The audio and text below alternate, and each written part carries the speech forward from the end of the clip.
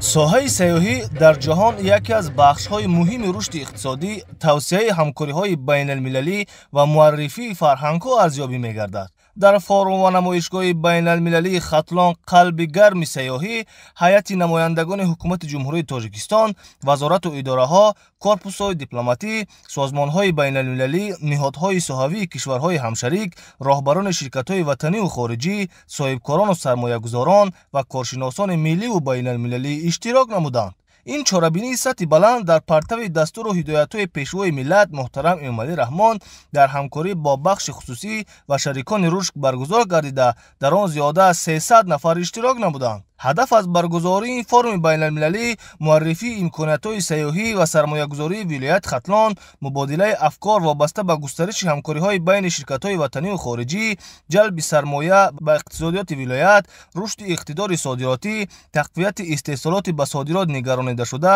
ва баланд бардоштани рақобатпазирии маҳсулоти ватанӣ дар бозорҳои дохилӣ ва хориҷӣ маҳсуб меёбад. меҳмонон зимни боздид аз намоишгоҳи имкониятҳои сайёҳӣ ва армуғонҳои вилояти Хатлон ба маҳсулоти кишоварзии ватанӣ, намунаи ҳунарҳои мардумӣ аз қабили чакандӯзӣ, ҳамчун намуди дар ҷаҳон ягонаи санъати бадеҳии амалии миллати тоҷик, наққошӣ, бофандагӣ, маснуоти заргарӣ, дуредгарӣ, кашидадӯзӣ, кулолгарӣ ки ҳамчун беҳтарин армуғон барои сайёҳон дар бозорҳои маҳаллӣ ва байналмилалӣ арзёбӣ мегардад, мароғ зоҳир карданд. форум ва намоишгоҳи мазкур барои ҷалби сайёҳони хориҷӣ, муаррифии имкониятҳои сайёҳии таърихиву фарҳангӣ, табобативу экологӣ, кӯҳнавардӣ ва шикор, имкониятҳои сафар ва сайёҳат ба вилояти Хатлон, инчунин таҳким ва банақшагирии ҳамкориҳои муштарак байни ширкатҳои сайёҳӣ, осоишгоҳу истироҳатгоҳҳо, меҳмонхонаҳо ва дигар инфрасохтори сайёҳӣ имконияти васеъ фароҳам меорад. ин чорабинии сатҳи байналмилалӣ дар фазои сулҳу суботи комил ва муҳити рушди устувори ҷумҳурии Тоҷикистон баргузор шуда,